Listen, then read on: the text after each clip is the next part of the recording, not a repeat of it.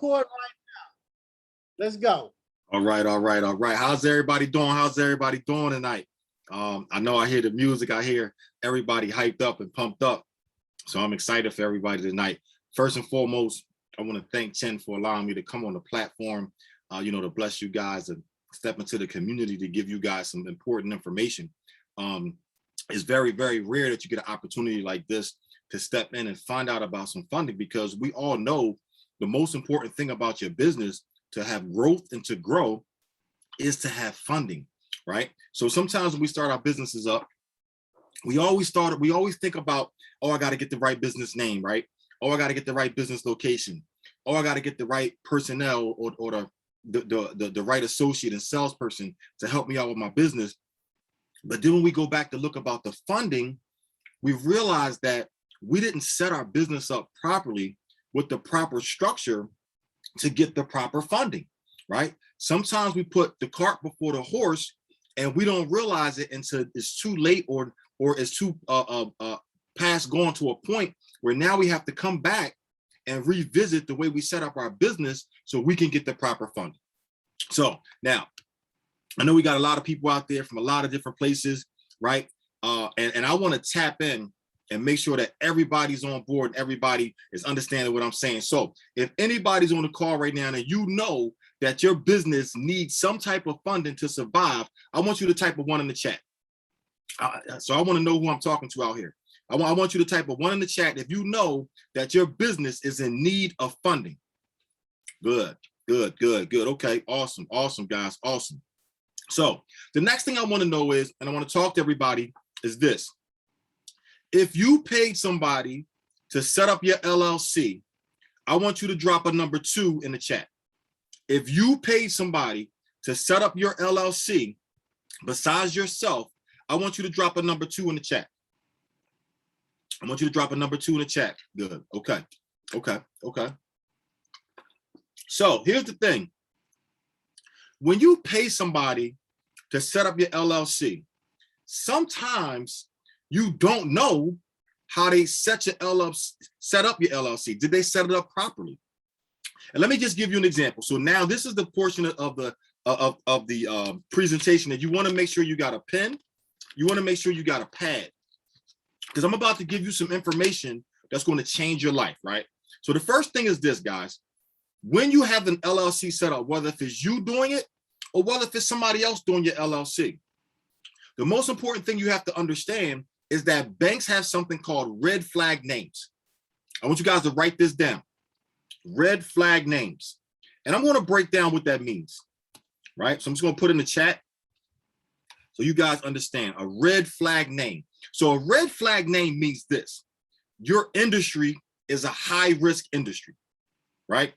Flat out, cut and dry. The name that you're utilizing is raising red flags to the bank and is a high risk industry. So how do you get around that? A lot of people ask this question. Well, this is what I want to call my business. This is what I need my business name to be, because I'm so emotionally attached to the name, but you're not emotionally attached to the funding, right? So tip number 1, and I want everybody to write this down. If you think that your business is a red flag name business, you have to take a step back and understand you don't have to use a name for your business. I know a lot of people sitting there like, what you talking about, cash flow? You got to have a name for LLC. Here's the thing. If you have a red flag business and you know that the name is a red flag, then the first thing you want to do is use initials. I want everybody to write that down. You want to use initials. Let me give you an example. Let's say my business is real estate. Let's say I want to do cash flow rentals or cash flow investments or cash flow real estate. I can start an LLC, right? And it can be CFI, CFR, right? Cash flow real estate, cash flow rentals. Once I start that DBA of just the initials, then I can just simply place into the category of my LLC, the business that I'm going to do is consulting, right? Any business that you start, any business that you do, You have to have a conversation with somebody to make money, right? Does everybody agree with that? If you agree with that, drop a 1 in the comment. If you agree that whatever business that you start, you have to have a conversation with somebody about something, right? Whether if it's a customer, whether if it's, a personal client, whether if it's a vendor, right? So you ordering product, right? You ordering hair, you ordering clippers, you're ordering a barber chair, different things you're going to order. You have to have a conversation with somebody. So sometimes we get so caught up emotionally with names that we don't understand that we block ourselves from getting the funding, right? So you can start off with initials, right? CFR, cash flow, Cannon, real estate, cash flow rentals, cash flow investments, right? Cash flow properties, CFP, right? We're going to start off that way, because as you build that LLC with that name, you're not flagging the bank as a red flag. Does everybody understand that?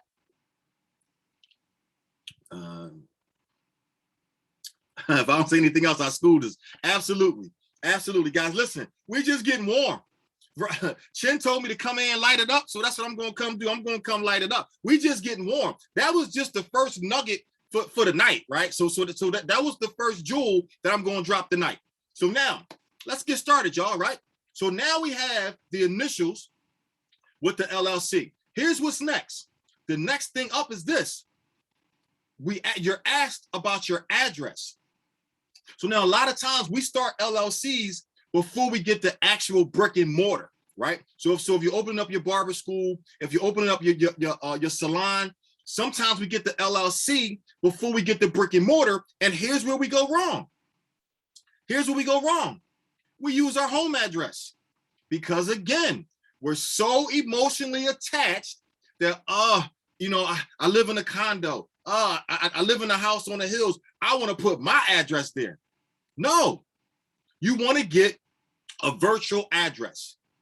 Now, if you already have the brick and mortar for your establishment, right? If you already have the space for your barbershop or for your salon, or even if you're not in the barber industry, if you already have a space for your business, then you can use that address. But a lot of times, if I can be transparent with everybody here, right? A lot of times we don't have the money to go right out and get the brick and mortar, right? A lot of times we don't have that right now to say that, hey, this is the address, right? Sometimes brick and mortars want what? First month, last month security down if we paying rent, right? We don't have that coming out the gate. So what you can do is you can get a virtual address, right? Some virtual address is iPostal. Some virtual addresses is Regis. Now, I know you're thinking like, well, I heard the rumors that a lot of banks don't take virtual addresses. And you're absolutely right. But do you want to know why you don't take virtual addresses? Because we don't fill out the information properly, right? It asks you, what's your address? So we go in and we say 123 Green Street. Well, guess what? Everybody's using 123 Green Street because it's a virtual address. You have to make sure you put the suite number. You have to make sure you put your unit number down. Because if you don't put down your unit number or your suite number, your address is just like everybody else coming through using 123 Green Street. Is that making sense to everybody? Next up, when you do use a virtual address, before you sign on the dotted line for the virtual address, I want you to do one important thing. I want you to write this down. Google the address. What's the point of getting a virtual address and then you turn around and the virtual address is in the post office? That's like getting a P.O. box. The bank don't like that. That's a red flag. So you want to Google the virtual address. So if you go on iPostal, if you go on Regis and you find out that, hey, the address that they gave me is in a Staples, is in an Office Depot, is in a post office area. It doesn't look like a brick and mortar address. So you don't want that address. You want to tell iPostal or Regis, please give me a different address, right? Please give me a different address. Is a mailbox the same? So if you use a mailbox inside of a post office and they give you a P.O. box, you don't want to do that. Banks don't lend to P.O. boxes.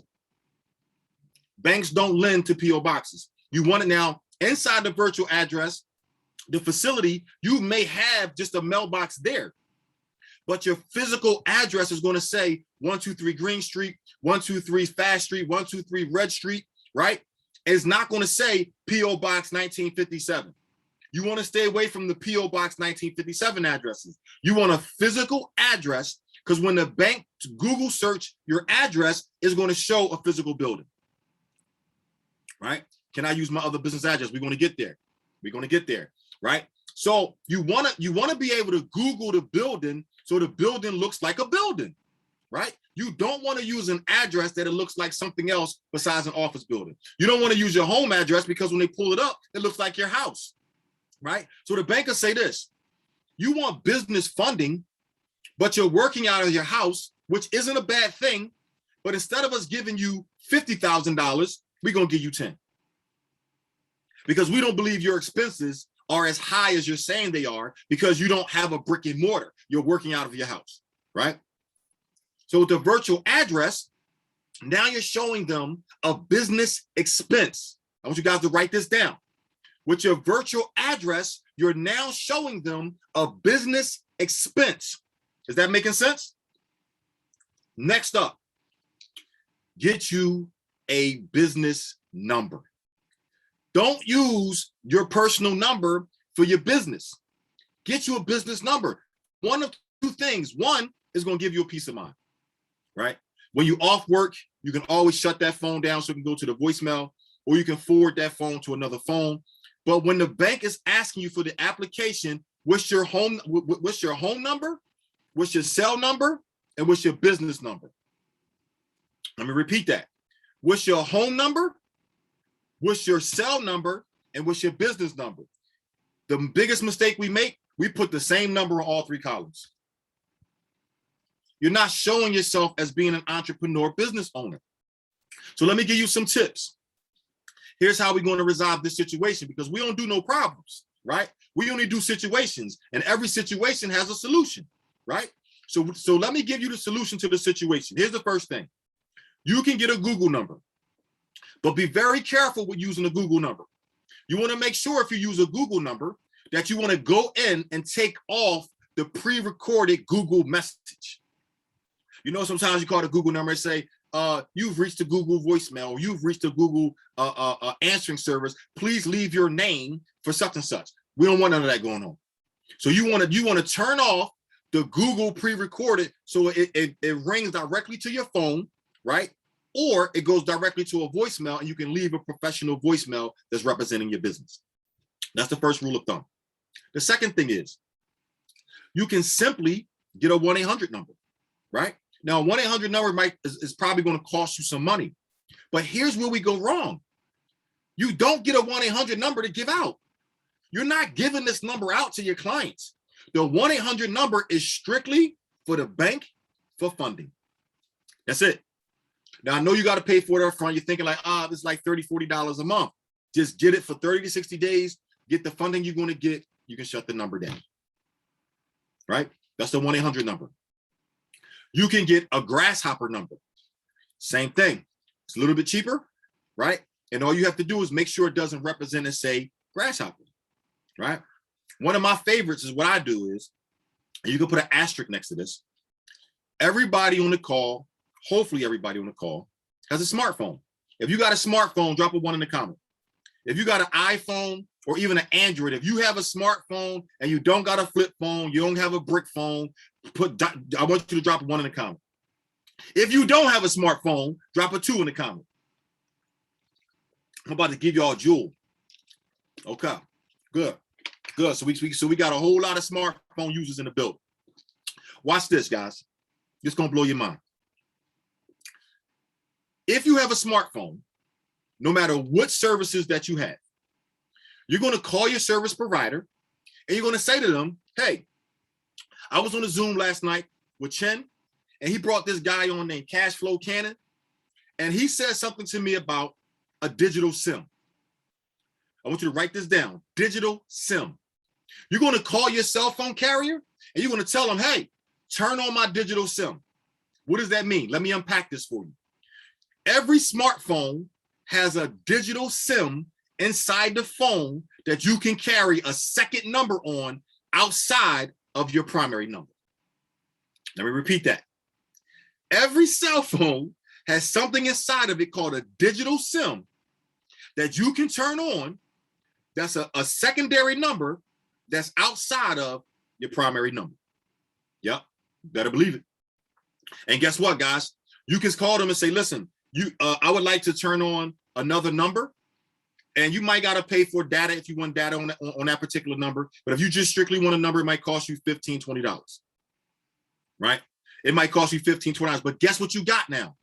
You got one phone. Matter of fact, if you carry two phones and you tired of carrying two phones, I want you to drop a 3 in the comment.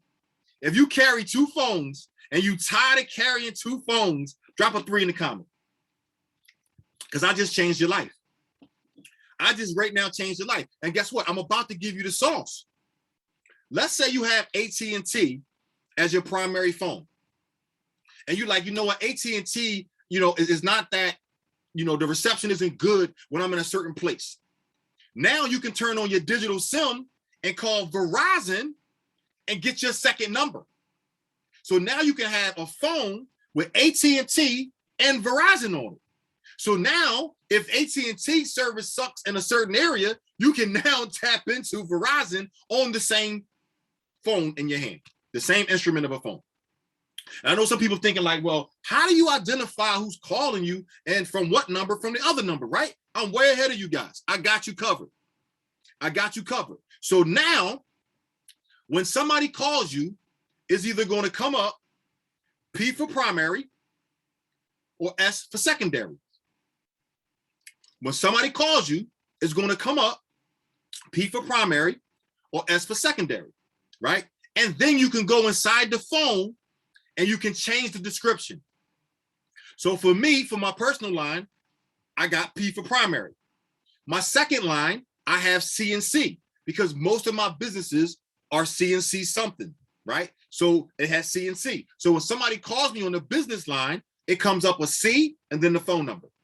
So I know how to answer the phone. I'll answer the phone. Hello, C and C, how can I help you? If I see a P, I can answer the phone. Hey, how you doing? Because guess what? The number is coming in that's showing the difference when somebody's calling me. Is everybody getting that? If that was some fire, drop some fire in the comment. If you don't have a fire emoji, drop some ones. If you got that and that just changed your life, drop some ones. Drop some ones. We just getting started. So now you have a way of having two numbers on one phone. You have a way for having two numbers on one phone. Now you don't have to worry about charging two phones at night. You don't have to worry about running out the house and, oh man, I left the business line and go back and get the business phone. You have a way to have two numbers on one phone. Now you can always have two numbers on one phone as well if you use Grasshopper, it's an app. If you use Google Numbers, it's an app. But here's the difference between an app and what I just taught you. To get a phone call through the app, guess what? The app got to be on. You got to be tapped into the app. If you close out the app, you're going to miss that call. Right? Now, if you use the digital SIM, it's always going to come through. Now, I have to tell you, for every good thing, there's always something that's in the wind, right? So my job is not to always give you the good. I got to give you some of the challenging areas too, right? So here's the challenging thing with that. Some people might say it's a gift. Some people might say it's a curse. Here's why. Your phone can only operate one SIM at a time. Let me repeat that. Your phone can only operate one SIM at a time. So what does that mean? What are you saying to me, Cash Flow? This is what I'm saying to you. So if you call me on my personal line and I'm talking to somebody, if you call my business number, you're going to go to the voicemail because that digital SIM can't operate when you're operating one of the other SIMs. Then, and vice versa. If I'm on a business line, if I'm on a business call and you call my personal number, you're going to go to the voicemail because you can't interrupt that call. But if I'm on my business line and you call my business line, the call waiting feature will work. Is that making sense? Now, some people might say, I don't want to miss no calls. Well, guess what? If you guys are the high-level entrepreneur business owners that I know that you are, you don't have to worry about that, because when you're on a business call, all you want to do is talk business. You want to separate the difference, right? Because I know everybody on here understands when you're handling your business, you just want to deal with the business. When you get home with your personal life, you can use something on the phone called a call filter, where you can only receive phone calls from the time of the services of your business. So if your business opened up at 9 a.m., you can do a call filter from 9 a.m. to 7 p.m. Everything after 7 p.m. automatically goes to your voicemail, and your voicemail sounds like this. Thank you for calling CNC Investments. I'm glad that you reached out to us. You've reached our answering services. If this call is being placed after 5 p.m., we will return the message on the next business day. If this is an emergency, please send us an email or send us a text message, and we will respond to your email or text appropriately. Thank you and have a blessed day. Bam. Right? So people are now, you're training your customers and your clients. You're training your customers and your clients to understand you have a work-life balance. Is that making sense? You're training your customers and your clients to make sure you have a work-day balance, right? A work-life balance. Can you say that again? All right, let's say it again. One more time. Give it to you one more time. Thank you for calling CNC Investments. I'm sorry you've reached our voice service messenger at this time. If this call is being placed after 5 p.m., we will return your call on the next business day. If this is an emergency, please leave us an email, text, or a message, and we will return your call at an appropriate time. Bam. That's it, right? Let's get back to the money. So now that you understand that you need a different number. The next thing up is you have to understand what your business is going to do. What do I mean by that? So the bank now has the proper name. The bank now has the proper address. The bank now has the proper phone number. Most times with funding, especially the funding I'm going to get you guys to tonight, right? We're going to get to the funding play tonight. I have something called a stated income. So this is what I mean, that you have to understand what your business is going to do. So I know you're thinking like stated income, cash flow, what you talking about? This is a different language. We're not used to the financial talk. Let me unpack this for you. Anytime that you apply for funding for your business, you want to solicit the banks first that do stated income. Here's the reason why. Stated income is an estimation, guesstimation on what you're going to make.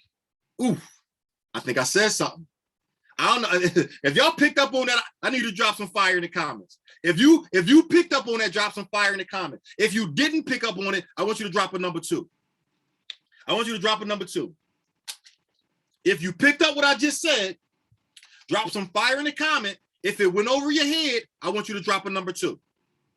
I want you to drop a number 2, because I don't want anybody to get lost here. No man left behind. No woman left behind. Everybody's going to get this. So let me give it to you again. Anytime that you're soliciting a bank for funding, you want to go to the banks that offer stated income. What is stated income? Stated income is an estimation of a guesstimation. What am I saying here? What am I saying here? I'm basically saying this. The bank is going to ask you, how much money does your business, how much money do you believe that your business is going to make? Let me repeat that. The bank is going to ask you, how much money do you believe that your business is going to make? I want you guys to write this down before I give you that answer. I want you to write this down. Millionaire mentality to a billionaire mindset. Millionaire mentality to a billionaire mindset. Here's the reason why. Now, we're not going to go overboard, but when I'm sitting in front of the bank, right, it's 2 rules of engagement. Write this down. It's 2 rules of engagement. Rule number 1, never allow the bank to interview you. I want you to write that down. Never allow the bank to interview you. And I know you're sitting there, you're like, what are you talking about? What are you talking about? The bank got to ask me questions. Remember, the bank is an LLC. You're an LLC. Stop walking in the bank as an individual and walk in the bank representing your company as an LLC. So it's two entities coming together as one. They need us. Exactly. So here's the deal. Write this down. Rules of engagement. Never let the bank interview you. You interview the bank. I don't know if y'all got that. If you got what I'm saying, I want you to drop a fire. If you, that's right, somebody just did it to you, right? They interviewed you. So when they interview you, you don't get the money. You don't get the money. Watch this. Watch this. You have to interview the bank. Here's rule number one. Write this down. Rule number one. Stop walking in the bank and signing up for a bank account. Stop walking in the bank and signing up for a business bank account. That stops today. Stop walking in the bank and signing up for a business bank account. I want everybody to write in the chat, I'm done. Just write done. Just I want you to understand where I'm going with this. I want you to write in the chat, done, I'm done. Stop walking in the banks and signing up for a business bank account. Let me explain to you why. Let me explain to you why. When you walk in the bank, you're just like everybody else. You're a number, right? You're an affiliation. You're walking in, hey, how you doing? I'm here to fill out, an application for a business bank account. Oh, sure, here you go. Stand over here, right? John Doe, Jane Doe, Becky Doe, Mary Jane. She's going to come over. You're going to fill this out. We're going to get you on your way. You got some ID? No, we're not doing that no more. Here's how we're working. Here's how we operate. Because everybody on this call is a high-level entrepreneur, right? I'm talking to high-level entrepreneurs, right? If I'm talking to high-level entrepreneurs, drop a 1 in the comment. If I'm talking to high-level entrepreneurs, drop a 1 in that comment. Because I don't want to just be talking to no regular entrepreneurs. Because if we got regular entrepreneurs here, I'm on the wrong call, Chen, right? If we got regular entrepreneurs, I'm on the wrong call, right? I know that when Chen called me, he said, Calvin, I got high-level entrepreneurs that I need you to talk to, right? So that means I'm talking to high-level entrepreneurs. So why are we walking in the bank as if we're not a high-level entrepreneur? Why are we doing this? Let me explain to you the rules of engagement, how to get money, right? How to print money on demand. So first thing first, stop walking in the banks. Call the bank. Write this down. You're going to call the bank, and here's what you're going to say. How you doing? My name is Calvin Cannon Jr. I am a local business in the area. I'm calling to find out, do you guys have business banking accounts? Yes, we do, Mr. Cannon. Great. May I speak to the business banking manager? Excuse me? May I speak to the business banking manager to set an appointment to come open up my account? Well, the business banking manager, Cannon, does not have their office here. No problem. I thank you for your help. Could you give me their number to their office so I may schedule an appointment? Is there an email address? Is there a calendar app? Is there some type of calendar schedule that I can get on their schedule to meet them to open up my account? You know what I just did? I took control of the interview. I took control of the interview. I'm gonna repeat that again. If you need me to repeat that again, drop a number 1. Drop a number 1. Ooh, I'm giving y'all some fire tonight. Ooh, y'all gonna get some fire tonight. Somebody walking into somebody calling the bank tomorrow with a whole new different attitude. Somebody gonna call the bank tomorrow with a whole new different attitude. Watch this. You're gonna call your bank and you're gonna call and say, how you doing? My name is Calvin Cannon Jr. I am a new business owner in the area. I'm calling to find out if you guys have business banking accounts. Sure we do, Mr. Cannon. Great. Here's the key. May I speak to or have the phone number to the business banking manager? Why am I saying this? The teller ain't the business banking manager. The manager inside the bank is not the business banking manager. So why are we walking in the bank having a conversation? we high level entrepreneurs, right? So you're going to treat us like high level entrepreneurs. May I have the number to the business banking manager? I'm sorry, Mr. Cannon, the business banking manager don't house here. No problem. I greatly appreciate your help. May I have their phone number or their office or their location or an email or a scheduled calendar app that I can arrange an appointment to meet with the business banking manager? Now, here's what's going to happen. First and foremost, you're going to blow their socks off because they're going to be like, damn, this guy really mean business. That's right, because I'm a high-level entrepreneur.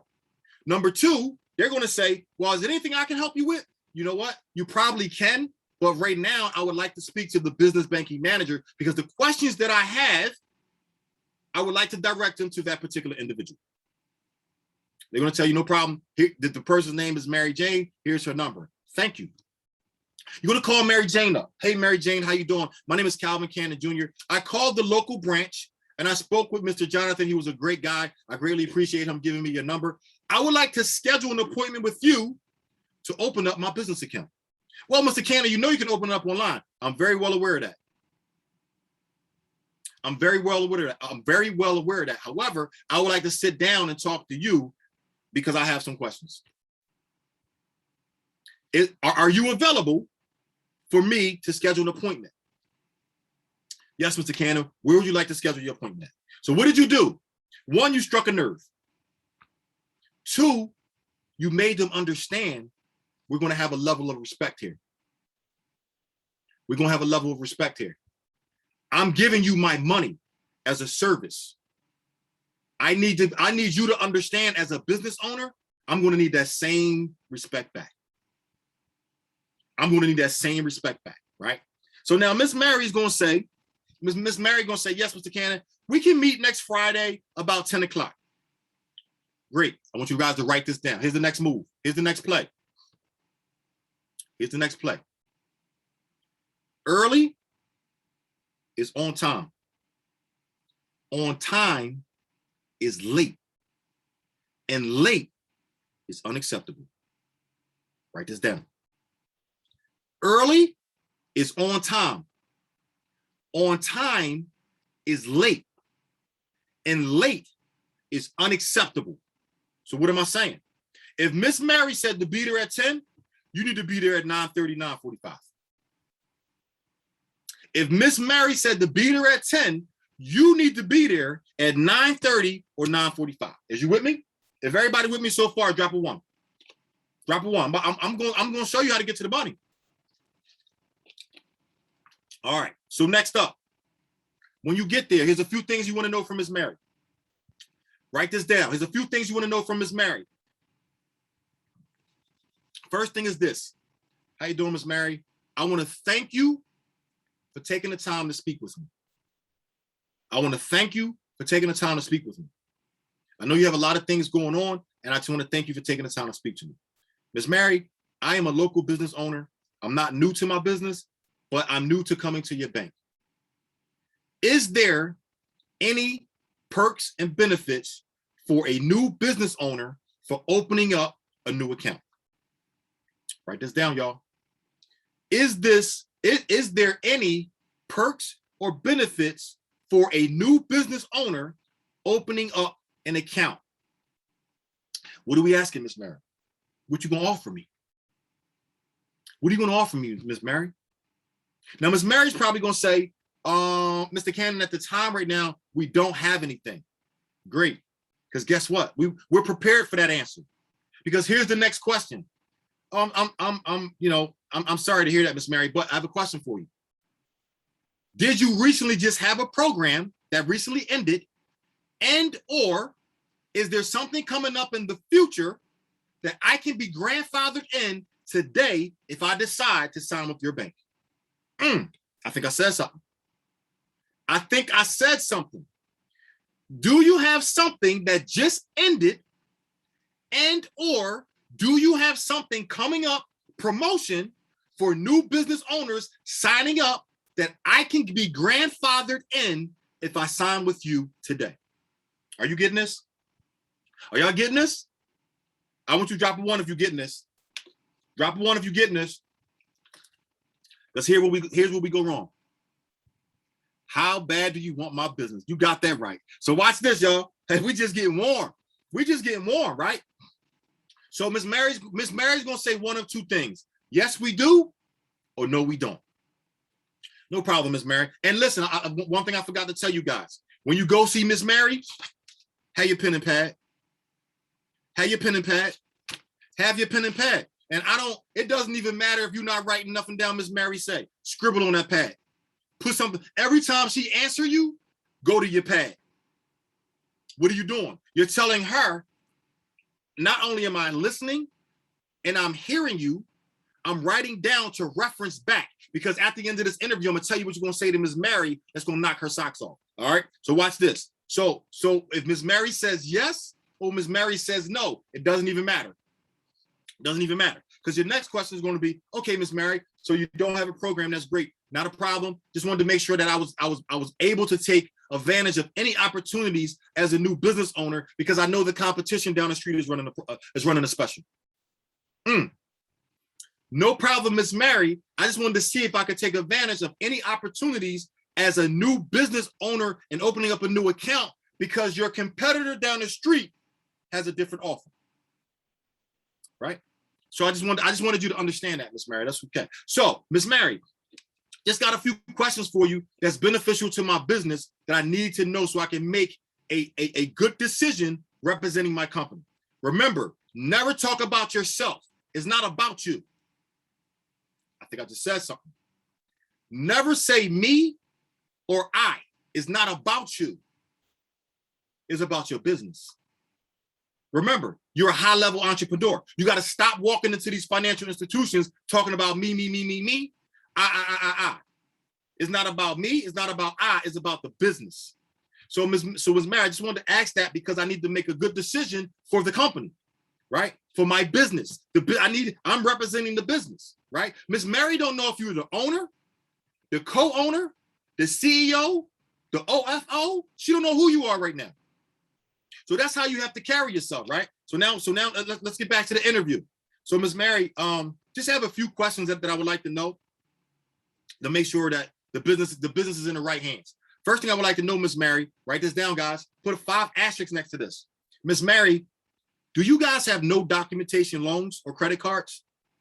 Do you offer no documentation loans or credit cards?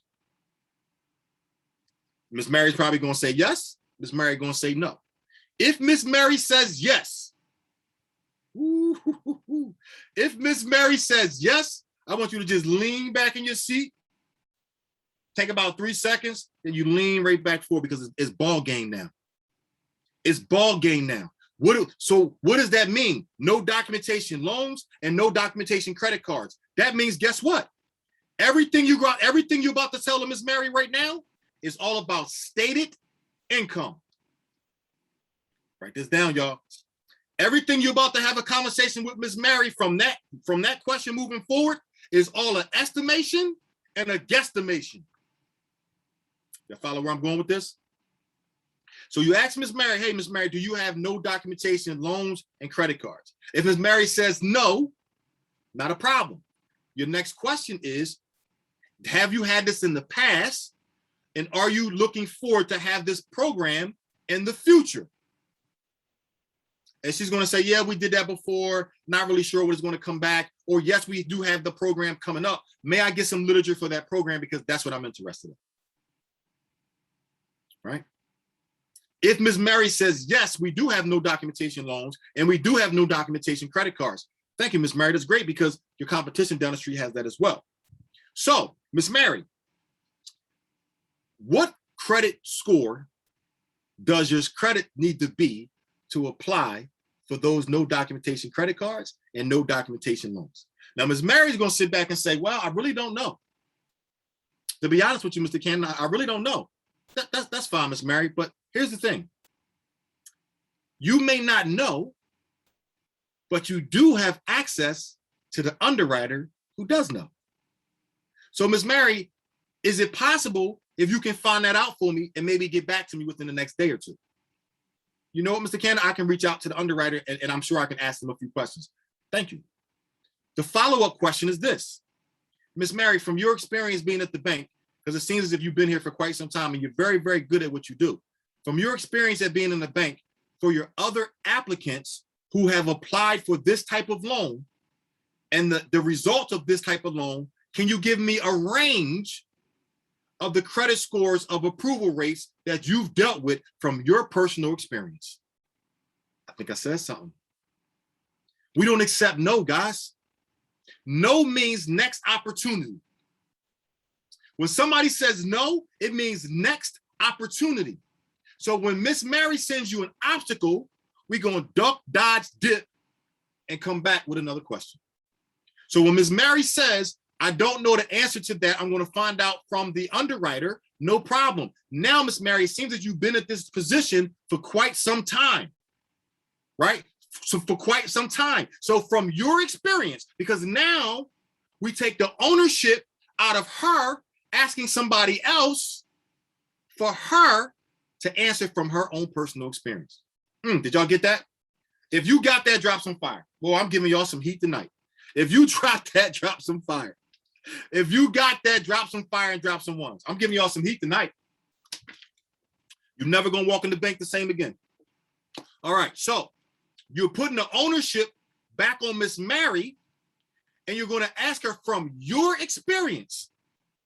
From your experience, can you let me know from your clientele, not their score, because she can't give you their score, but what you can give me is a range of scores and the level of opportunity of approvals. And she's going to have to think for a minute. Give her some time. Give her some time to get herself together, because you're going to be knocking her socks off right now, right? You know what? I'm not really sure. I think maybe between the 6 and the 7s, good enough. That's all we need. We went from no, I don't know, to now we in the 600 and 700 range. You follow where I'm going with this? We went from let me get back to you to now you answered my question. Right? Next question. So now we know the range. So now we want to figure out, do you know which credit report do they pull from? Now, Ms. Mary says, yeah, they pull from Equifax. Great. If they say, I'm not really sure. Well, when you call that underwriter tomorrow or this evening or this afternoon, could you ask them which credit report? Because I want to make sure when we apply that we're the strongest that we can be to be approved for your no documentation loan. Because here's why. If you don't need no docs, the only other way you can reject me is because of my credit score. You guys following where I'm going with this? If I don't need docs, that means that the only way that you can reject me is from my credit score. Now, if your LLC is not up to par, and we're going to get back to that in a minute, I ain't forget about that. When we get back to the LLC, you have to have it up to par. It got to be in good standings. And you have to have all your documents, because they're looking at your LLC and your credit score, right? So if we can find out which credit report they're going to pull from, it's ball game. Because if she says, oh, we pull from Experian, and you know that your Experian credit score is in the basement and not in the penthouse, then we in the wrong bank. There's no reason for Ms. Mary, you know, can I take these literature? I want to take it and talk it over with my partners, and we'll get back to you. If you know that your credit score is in the basement on the credit report that she told you, there's no reason to apply. Do not apply for anything moving forward until you know where they pull from. Is that making sense? We are not setting ourselves up for failure anymore. We are going to be the success. All right. So now if Ms. Mary said they pull from Experian and you know your Experian credit score is in the 700s, ball game. Thank you, Ms. Mary. So you guys pull from Experian. Okay, great. Here's the next question for Ms. Mary. Ms. Mary, I know you said that you guys have no documentation loans and no documentation credit cards. Can you tell me and break down the programs? How many no documentation loans programs do you offer? And how many no doc credit cards do you offer? Why am I asking this? Because every bank has different levels and tiers of credit cards. But you don't know because you don't ask. right? Miss Mary, I know that you said that you have a no documentation program for loans and credit cards. Can you break down to me how many credit cards programs do you have and how many loan programs do you have? Now, Miss Mary, now at this point, Miss Mary knows she's dealing with a high-level entrepreneur. At this point, Miss Mary knows she's dealing with a high-level entrepreneur. So now she's going to say to you, well, we have this program, that program, that program.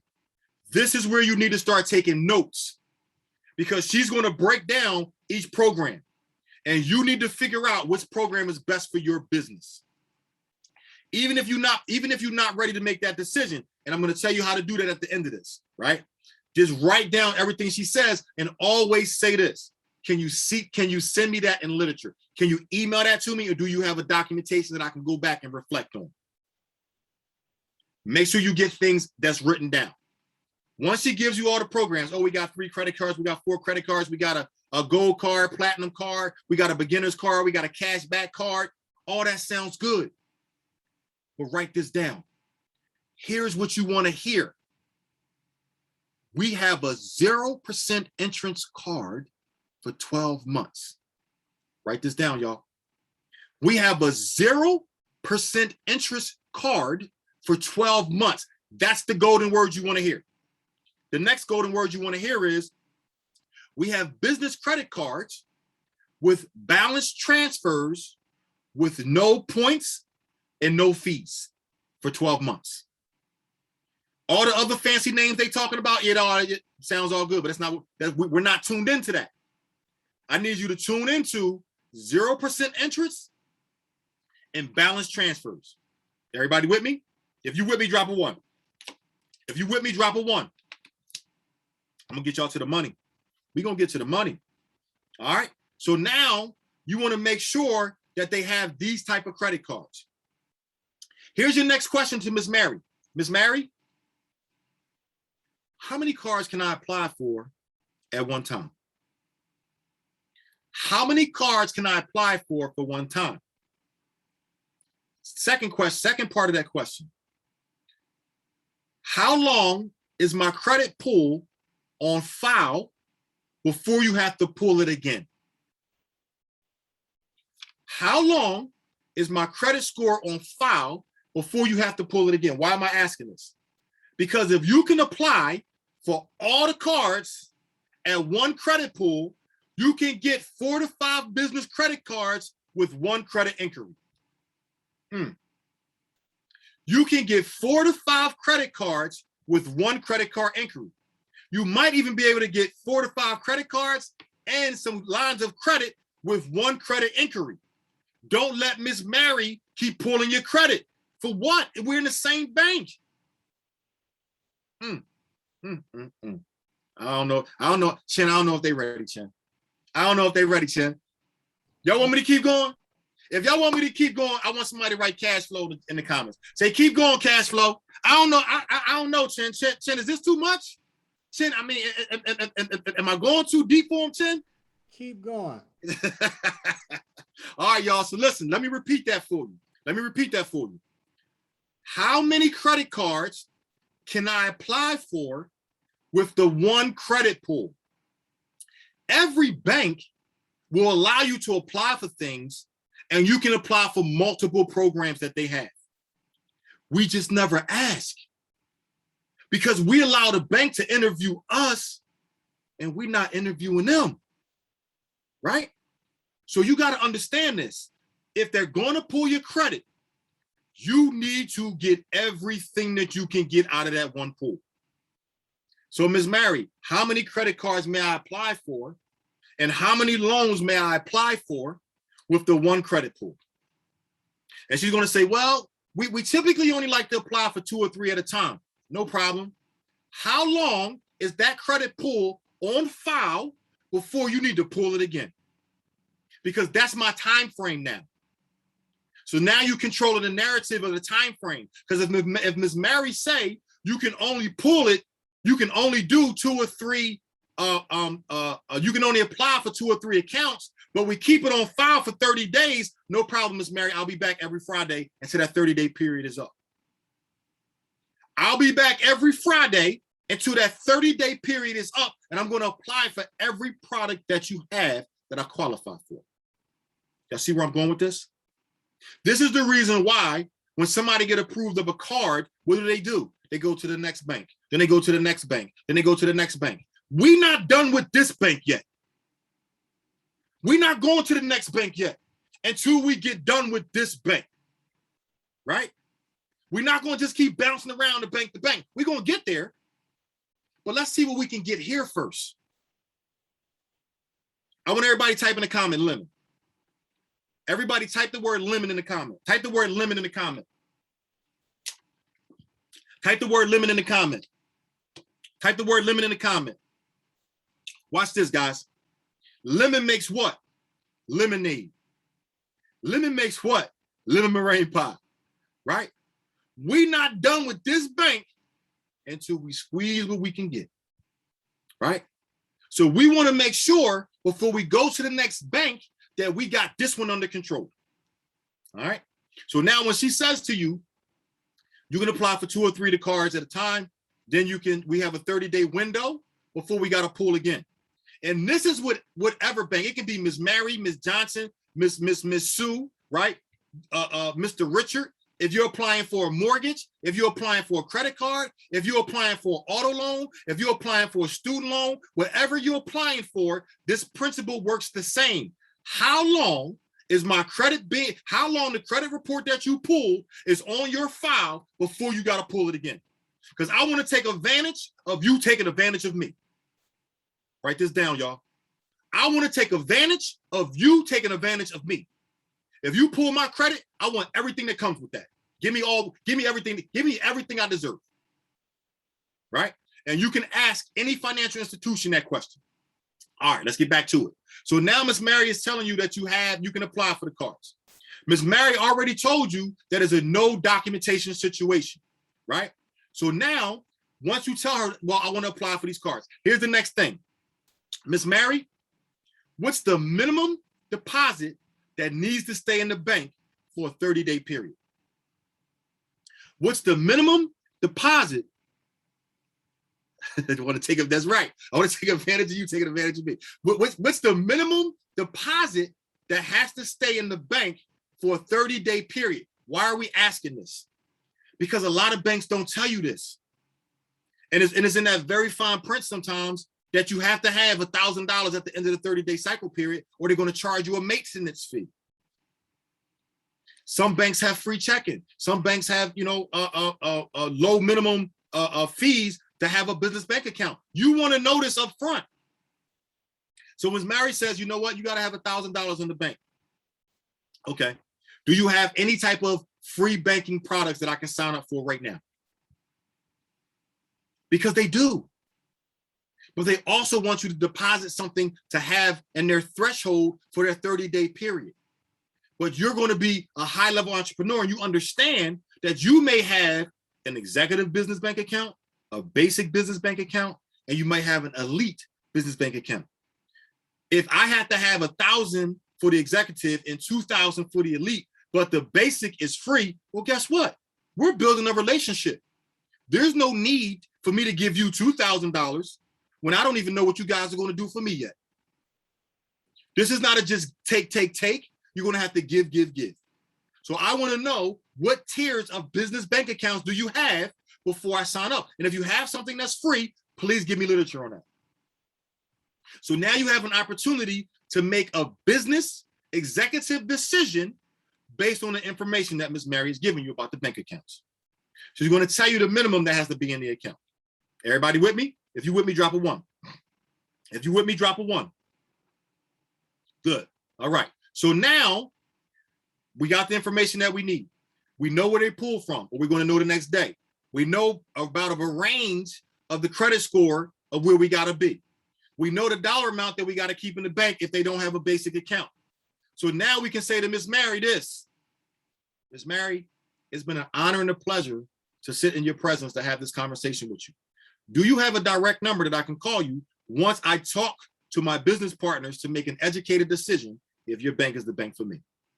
She's gonna say, oh, well, with all the information you asked, I figured you was gonna sign up today. I would like to sign up today, Miss Mary. But as I mentioned before, the bank down the street also have programs as well. So I would like to make a good decision with my partners, and we'll decide if we're going to come back. Now, that's if Miss Mary said something that you know you can't hit. So if Miss Mary said you got to have a 700 on your TransUnion and you in the 500s, ain't no need to waste your time or Miss Mary time, because that means whatever you apply for, you're going to be rejected, right? So we got to think smarter and understand what we're dealing with, right? So now Miss Mary said you got to have, a 600 and your credit score is a 750, but by all means, if Miss Mary have a business bank account that's free, sign up right on the spot. Miss Mary, I want to sign up today. I want you to get credit for opening up this account, and I would like to build a future relationship with my company and yourself, right? You're going to sign up right on the spot. If you know that your credit score is where it needs to be, here's your next question. Miss Mary, from your experience, how long do you think I need to build a business relationship with the bank before I apply for all the credit cards? She'll tell you. I would recommend maybe you let the money sit for 7 days. I would recommend you let the account sit for 7 days, and then we'll come back. Okay, Miss Mary, when I come back, I'm applying for everything. I'm applying for everything, Miss Mary. I just want to give you a heads up. When I call you, I'm applying for everything, right? So now she's telling you that you need a business relationship to get the max of the funding. She's telling you you need a business relationship to get the max of the funding. The next question you want to ask is this. Miss Mary, I forgot to ask you this. I know you mentioned, and you're going to look at your pad. Look at your pad. Miss Mary, I know you mentioned that you have a no documentation loan and credit cards. What's the max, Miss Mary? Oh, the max is, $49,999. That's great, because I know that from doing my research that the max is $50,000 for no documentations. Now, if Miss Mary say $24,999, you immediately pull up your pad and say, well, Miss Mary, most banks are $49,999 for no docs. Is there any particular reason that your branch is lower than that? Because that's the standard. $50,000 is the standard. Everybody with me? All right. So now we know what Miss Mary's going to offer. We know we signed up for the account, right? We've already got our LLC together. We got the name. No, it's not a high risk name. We got the virtual address. We got the phone number, right? We have our EIN number, right? You want to have your EIN number. The next thing you need before you go back and see Miss Mary, you want to have an operational agreement.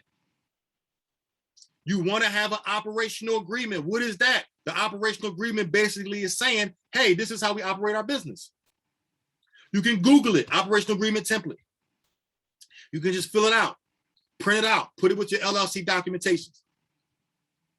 Let me give you a little tip. When you go to see Miss Mary, don't have your papers in an envelope. Don't have your stuff, a page over here, page over there. Let me show you what you need to have. See if I got my book here. Let me show you what you need to have. Oh, I got my book here. Oh, I don't have my book here. You need to have a 3-ring binder. You need a 3-ring binder with all your documentations in it. There is no reason for you to be having papers in a folder.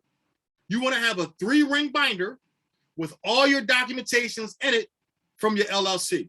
You want to hand Miss Mary a book because you're a high-level entrepreneur. In that book, the first page is going to be the name of your business. The next page is going to be your articles of organization, which is your LLC forms. As she's floating through, the second to the last page is going to be your EIN. The very last page is going to be your operational agreement. You're going to give Miss Mary this book. You're going to knock Miss Mary's socks off her feet, right? She's going to be extremely proud of you. And you're going to just explain to her, listen, I'm not a rookie, Miss Mary. I've been around the block. I want to make sure that your business is appropriate and the best solution for my business, right? For my business. And the reason being is because Miss Mary wants to do business with you. So let me repeat that. You want to have a black binder book, white binder book, red binder book, green binder book, whatever it is, as long as there's 3 rings in it. You want to have your LLC documents. The very first page is be the name of your business. You can type it up, you can write it up, you can put your logo on the front, whatever it is. But the next page needs to be your LLC. your LLC documentations, whatever you print off the corporate website, the state site for your LLC, that needs to be in that book. After that, you're going to have your EIN papers with your EIN number. Then after that, you're going to have the operational agreement, which is your last page. Right? Everybody with me? All right. So now you got your LLC right. Now you got your paperwork right. I just taught you how to talk to Ms. Mary, right? Now let's get to the money. Because y'all really thought that was the money part, didn't y'all? If you thought that was the money part, drop a 1. If you that was just the warm-up. If you thought that was the money part, drop the 1. Nope. Chen told me to teach y'all how to get the money. I was just warming up. I want to see if y'all was paying attention. All right, so look, let's talk about getting to the money. So here's the thing, right? A lot of people got businesses and you've been in business for quite some time. So in order to get funding, I just taught you how to talk to Ms. Mary. I just taught you how to go to the bank and look for particular things from the bank. A lot of people want microwave money, right? If you want microwave money, say microwave money. Say, I need the microwave money, cash flow. I want you to type microwave money. You need the microwave money, type microwave money. Nobody want the microwave money? All right, here we go. All right. So here's the thing. There are companies out there where you can apply for funding. That's what we do. We help you get funding for your company. Let me break down the stipulations on how to get funding through our company. First things first, it depends on what type of funding that you want.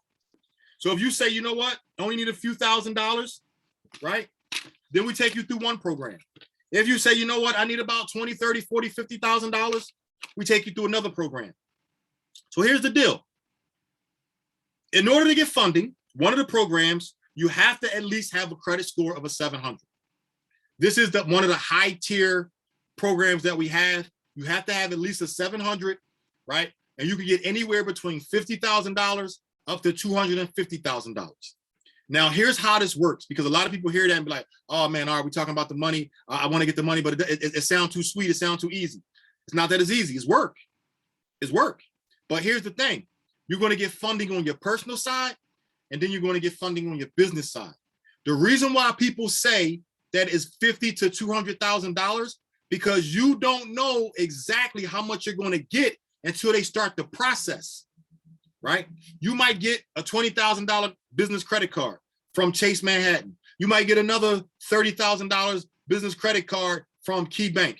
That's $50,000. You might get another $20,000 credit card from PNC. You have $70,000. Then you might get a local, Houston, Texas credit card from a local credit union for $10,000. Now you at $80,000. So they're tapping into all the different financial institutions that they know how to fill out the paperwork properly in order for you to get the funding. Is that making sense? It's no secret, guys. It's not somebody in the back office. Even though I know we promote how to print money on demand, there's nobody in the back just saying, "Oh, we're gonna give Ms. Rosie this." They're applying to different companies in your behalf.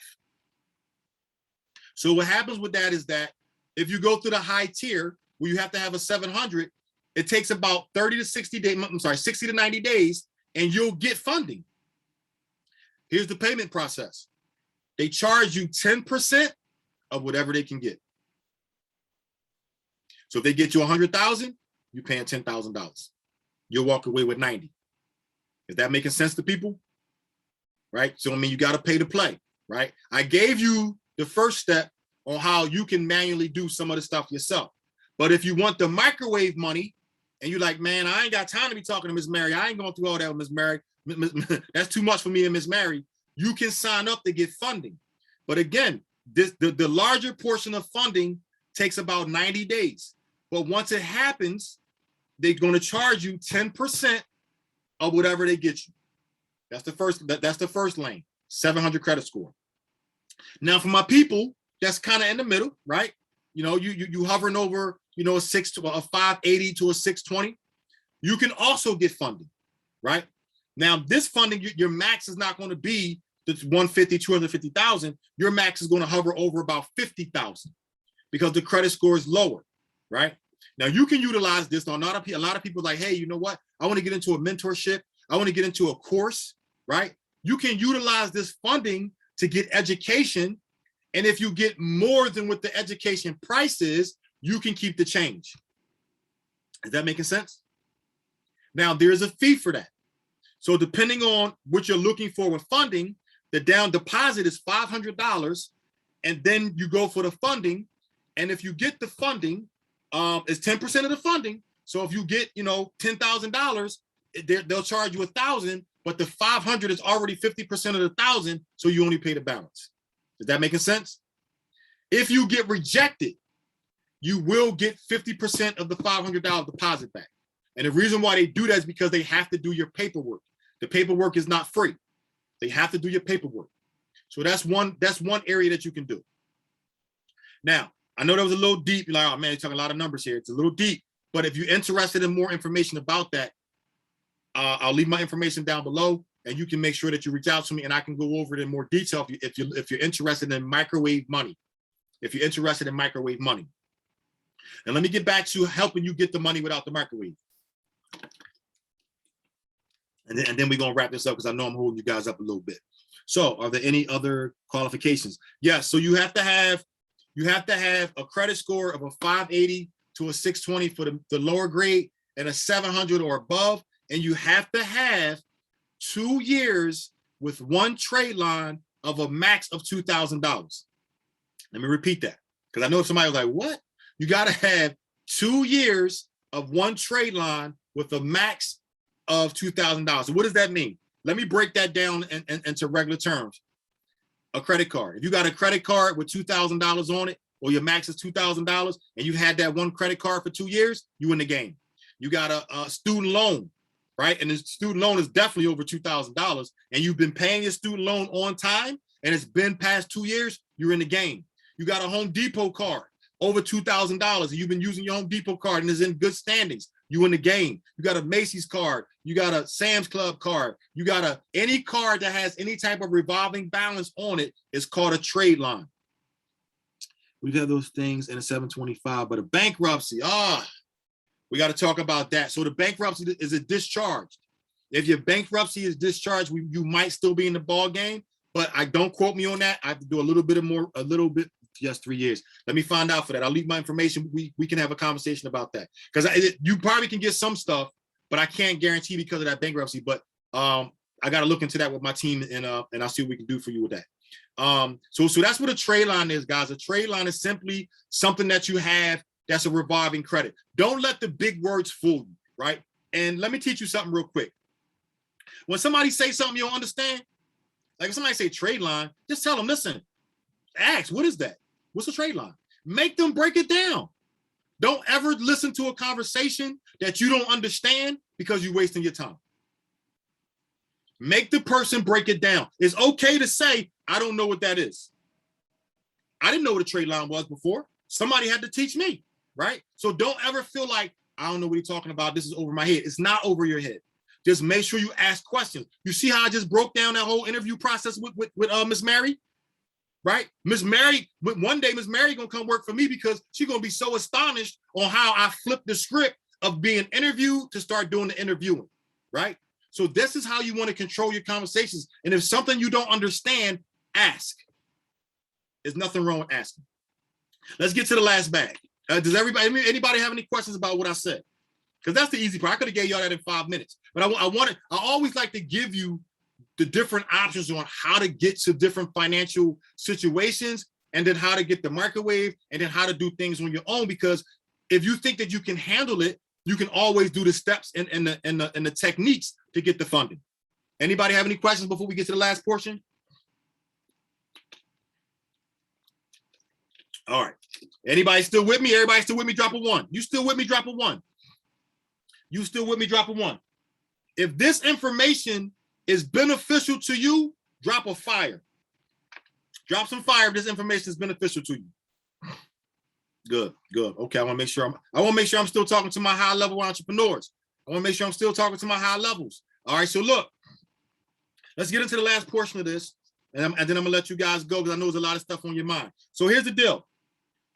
When you start getting approved of credit and funding and loans, if you have an LLC, right? And I know we kind of went through the LLC a little fast.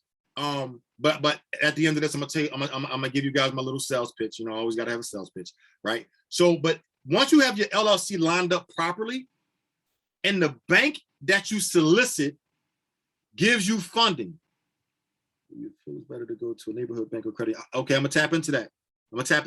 Don't let me finish, Jax, don't let me finish that. Don't let me leave without answering that question. If you set up your LLC properly and you solicit a bank and you get funding, why would you go to a different bank right away? Let me break this down. If I go to Chase and I apply for a business credit card and they give me a business credit card of $15,000, I'm going to go back and create another LLC and I'm going back to Chase for another $15,000. Is that making sense? Most times people go, all right, Chase gave me 15. Now I'm going to try Bank of America. Then I'm going to try TrueMark. Then I'm going to try SunTrust. Then I'm going to try Texas Federal. Then I'm going to try, Florida Federal Credit Union. You bouncing around to all these different banks when the one bank just showed you love. If this one bank gave me 15K, guess what? I'm on the phone. Miss Mary, I got the 15K credit card. Thank you. What else you got for me? Because it's obviously my profile, my business profile is in the criteria of your system, your analytical system for me to get funding. So why would I go somewhere else? I'm going to go there, but I got to squeeze Chase first. Because now if I went in there, my credit score is a 720. If I went in there and my debt to ratio is low, my utilization is down under 5%, and Chase gave me 15K, I'm going right to get another LLC, and I'm going right back to Chase because you're still the same person. The only difference is you got a different LLC. I'm going right back to Chase to give me another 15K. Is that making sense? Once Chase tells you we don't have anything else for you, now I'm going to go to the next bank. What should I do? I had a business account already for 4 years, but never asked these questions. Kiana. Is that Kiana, right? All right, so Kawana. I'm sorry, is it Kawana? All right, so 2 questions I'm going to answer real quick. So I'm going to go to Jax first. Do you feel it's better to go to a neighborhood bank or a credit union compared to a big bank? Listen, let me break this down. Big banks go last. Write this down. Big banks go last. Here's why. The small banks is competing for the big bank business. The big banks don't have to advertise as much because they already have the clientele. Do you teach how to strategize with money you receive? Yep, I do. Is that Zandra? Am I pronouncing that right, Zandra? I do, Zandra. I'm gonna get to that in a minute. So you always want to go to the little banks first, and here's the reason why. Remember that old saying, "Oh, big bank takes little bank." No, ma'am, no, sir. Little banks take big banks, and here's the reason why. The little banks don't have red tape. You're never going to find a no documentation loan or credit card in a big bank. You're only going to find that system in small banks because the small banks is competing with the big banks for your business. That's why when people say, "Oh, I got the Amex credit card. I got the Amex credit card." You know what I tell them? What other credit card do you have besides that? You know what they say? None. You know what I tell them? You couldn't have been in my mentorship. You can't be one of my leaders, right? Because I don't call my mentees, right? I call them leaders because everybody in my mentorship is going to be a leader. We're going to take off, right? But you could not have been in my mentorship because American Express is a big bank, right? They charge you for their card. Who cares if the card is metal? I don't care about that, right? Who cares if the card is all these different colors? It's so much prestige. Oh, I'm high level because I got American Express. Guess what? You're paying for that card. You get American Express last. The first card you want to get is the credit cards and not the charge cards. Oh man, that's a whole new different class. Oh, y'all gonna have to get in the mentorship for that one. I'm gonna repeat it again.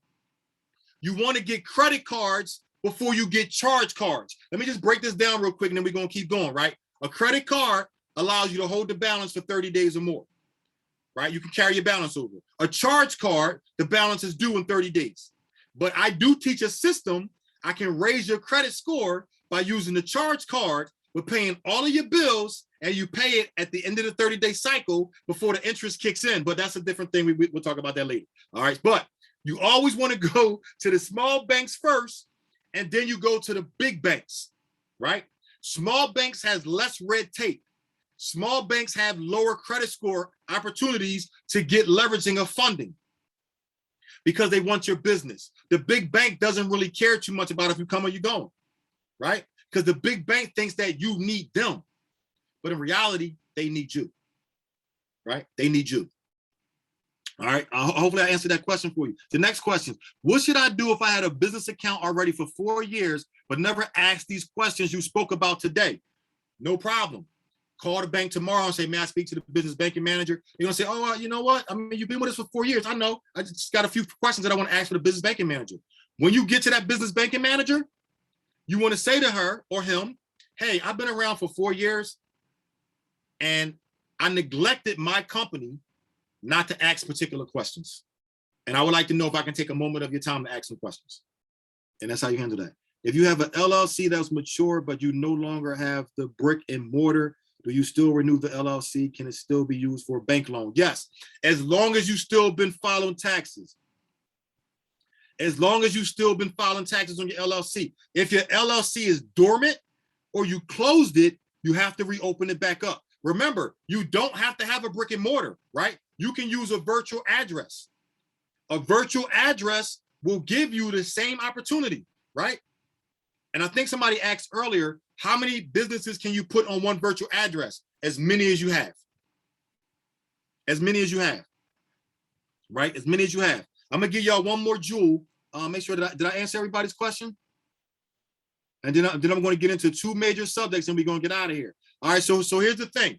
If you own a salon, a barbershop, a event space, or any type of brick and mortar, drop a 1 in the comment. If you own a brick and mortar business space, drop a 1 in the comment. Oh my God. Oh yeah, I'm dealing with some high level entrepreneurs here. Who ready for the last cash flow? Who ready for the last? If you're ready for the last cash flow that's going to help you get to some money, I want you to say, I'm ready. Say, I'm ready. If you're ready for that last cash flow, say, I'm ready. But before I give you the cash flow, I got to tell you this. So, just want to tell you guys this. I do have a mentorship program. My mentorship is called the Octagon Business Strategy, where I teach you 8 different residual cash flows for generational wealth. In my cash flow systems, we teach you how to do the LLC. I teach you how to get funding. I teach you how to leverage your funding. I teach you how to do multiple different things with your business as some of the key things that I just taught you tonight, right? Now I'm going to give you the last cash flow. And this is going to knock some of the people's socks off that's on this call when I give you this cash flow because you've been leaving so much money on the table. But I do want to tell you that if you're interested in getting more cash flows, more opportunities, more ways to leverage your money, more ways to get funding, you can join the mentorship. If you join the mentorship within the next 24 hours, we will take off a bonus of $500 for being in Chin's mentorship. So I just want to put that out there. But you got to mention Chin's name. I'll give Chin a code, and then you got to mention that code, and then you'll get in. We'll take $500 off. Let's get to the cash flow. That was a shameless plug. I'm sorry, but we're going to get to the cash flow. So listen. So all my people that put a number 1, I'm about y'all going to make some money. Y'all going to make some money tonight. All right, how much is your mentorship? Should I give you the cash flow first? Or you want to know the price of the mentorship first? Which one? If you want to know the price of the mentorship first, push 1. If you want to know about the cash flow, push 2. I have an enterprise with 5 businesses operating. Can you? Yes, I can. So cash flow 1, both. All right. All right. So I'm gonna give you both. The mentorship is only $3,500. You get 4 weeks of training with me. 4 weeks. You get 2 classes. 4 weeks, 2 classes a week. Tuesdays and Thursdays, I teach from 7 to about 8:30. From 7 to 8:30 is 2 days a week for 4 weeks. After the 4 weeks, you go into our private Facebook group for life.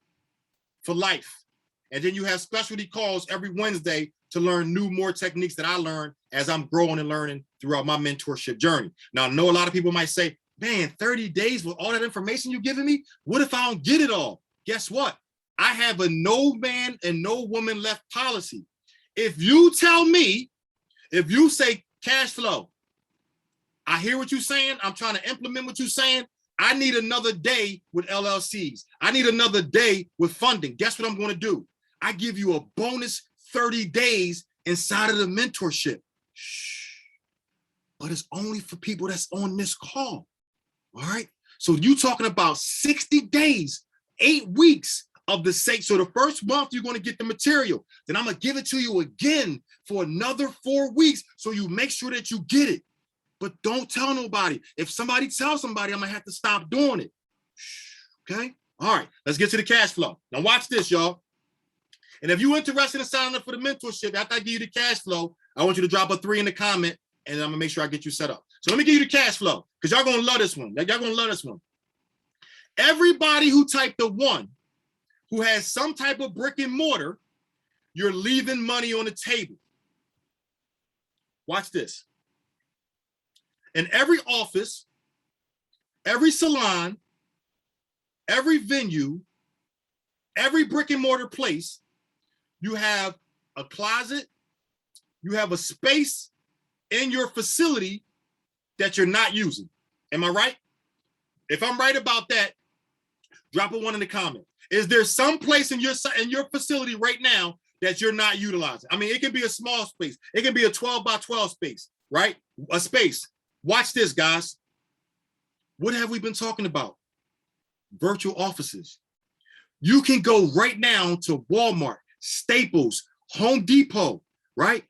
Office Depot. You can get you a file cabinet, a metal one, a plastic one, a bin. You can get shoe boxes. And guess what you can do? You can now offer virtual addresses and virtual mailboxes to people who have businesses. You can charge $75 to $100 a month per drawer. And here's what you tell people.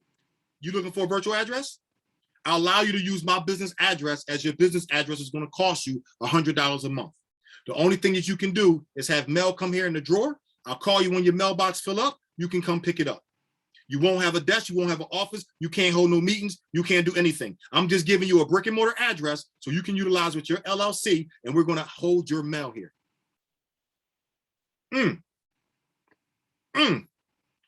Oh, man. Oh, I don't see no fire in the comments. Y'all didn't like that? Oh, man, y'all didn't like that? Listen, if you get 8 drawers, that's $800 a month. That's $800 a month. Easy money. What are you doing? The mailman come in, I'll take that, you put it in the drawer. And if you really want to get spicy, watch this. You can hire, right?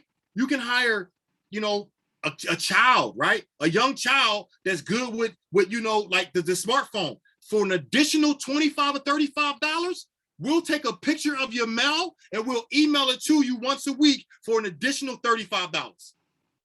Oh, man. I don't know, y'all. I don't know. Listen, you have to utilize every space that you got, guys. You got to utilize, any space that's dormant is leaving money on the table.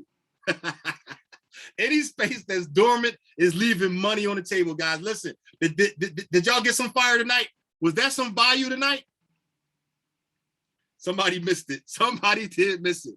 Did y'all get some fire tonight? Listen, if anybody's interested in getting inside the mentorship, if anybody's interested in learning more information from the Octagon business strategy, make sure you click, make sure you type a 3. I'm going to put my information down here. You can reach out to me. You can reach out to Chen. You can let me know. All right. You can reach out to me. You can go follow me. Please, everybody, go follow me on social media at Calvin Cannon Jr. on all social media platforms. Calvin Cannon Jr. on all social media platforms. Make sure you go follow me if you have any more questions about the mentorship. If you want to get into the mentorship, that's what it's C. Yep. Calvin Cannon Jr. C-A-L-V-I-N. C-A-L-V-I-N. Oh, let me see. Yep. Calvin Cannon Jr. I tell you guys what. I got something for you.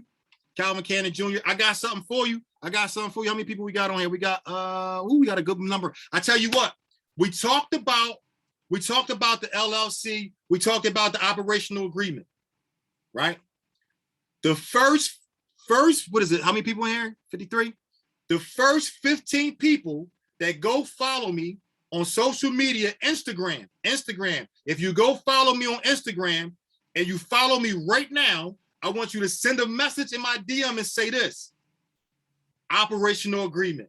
And I'm going to send you a template of an operational agreement that you can fill out for your LLC. But you got to go follow me. Matter of fact, I'll give it to all 53 people. If all 53 people follow me, all you got to do